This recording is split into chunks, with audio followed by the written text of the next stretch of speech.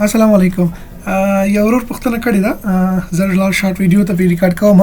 پوښتنه دا ولا اکثره دا مشکلات پیښیږي. فرض مثال څوک ایکسل کې زیات کار کوي، وظیفه لري، اوس دلته کې زما سره دا کالم دی کنه، او دا اوس ما سره فټ کالم دی، فرض نور ځای نشته دی چې دې طرح ولم دومره ځای ما سره دی، زما په کار دی. او دې کې چې کله ایډریس لیکم، فرض کا کابل افغانستان یا هر ځای چې وي، زه ورته دا ماش مثال درکړم چې زه رښتینګ ګوره دا څنګه کېږي، دا د دې کالم څخه وځي تیریږي، ورنه دا مشکل به موږ څنګه حل کوو. زه غواړم چې څومره زما سره دا کالم وي هغومره باید دې ځای کې ورسره دا لیکل هم راشي. نو دا مشکل موږ څنګه حل کولی شو؟ یا فرض مثال زه به دې ځای کې یو بل سیل لاړم او دې ځای کې زما سره ایمیل دی، فرض کا دلته کې ایمیل لیکم، نو زه وایم چې څومره ایمیل وي باید دا هغومره ځان ایډجسټ کړي. یوه طریقه خو دا ده چې دې ځای کې د ډبل کلیک وکړي، د دې کالم په سر کې د به تاسو اتومات ځان سره کې ایډجسټ پکې د کالم سره دا لیکل. خو که ته بیا بل ځل دپاره بیا لیکل کوې، ګوره بیا د دې څخه تېرېږي. نو د دې دپاره حل لاره چې ده چې بیا ته دې مشکل نه خلاص شي همیشه دپاره، او دې کې چې څومره بیا انچانې کوې دې شیټ کې، نو تا ته کوم مشکل به نه وي، اتومات چې څومره لیکل دي وي هغومره به کالم غټېږي. نو د دې دپاره به تاسو داسې کار کوئ، تاسو په دې شیټ باندې رایټ کلیک وکړئ. چې مو رایټ کلیک وکړو را به شي ویو کوډ ته، ګورئ ویو کوډ باندې به کلیک کړئ. دې نه پس به دې ځای کې تاسو سره دا نه وي سلیکټ، ښه دې ځای کې به تاسو سره دا جنرل وي، دا شان ساده به وي.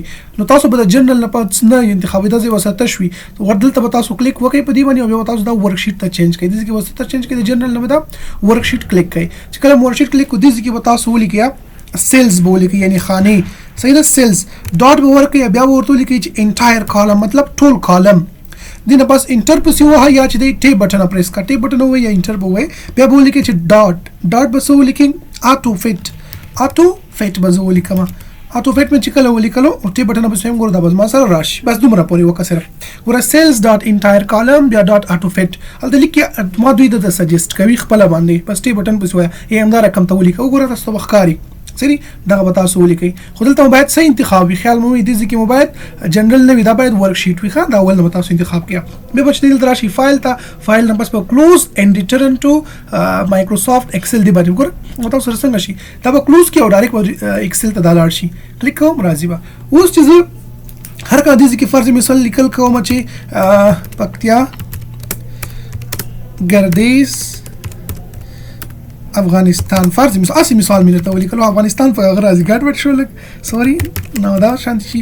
زه کله کلیک کوم ګوره اتومات خپله ځان برابرېږي. دې ځای کې ایمیل لیکم فرض کا، اوس ګورئ ضرورت دې ته نشته چې saifyar@gmail.com. نو چې څومره زما لیکل وي ایکسل کالم به چې دی هغومره خپله انټر کوم، نو ګوره ځان هغسې کې ټیکس مطابق غټوي او هغومره به راځي. نو دې طریقې سره تاسو کولی شئ دا مشکل مو همیشه دپاره حل کړئ. او بیا مو چې کله ثبت کول او دوباره چې بیا تاسو راځي باید چې بل ځل لپاره دا مشکل در نه کی، بیا هم بل ځل لپاره بیا لیکل نه تخلاص شي.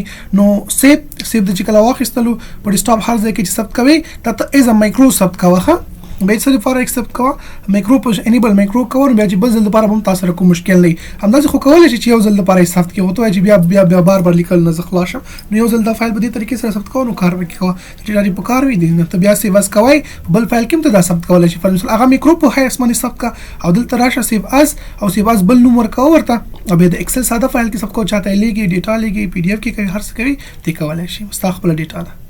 که نور څه مشکل اوس پوښتنه وکولی شئ، ما ته د ایمیل لارې نه، زما د واتساپ نمبر لارې نه تاسو سره شریک شوی دی، ما ته میسج وکړئ او زه تاسو ته مشکل مو انشاءالله چې ریکارډ ته پې جوړوم ویډیو.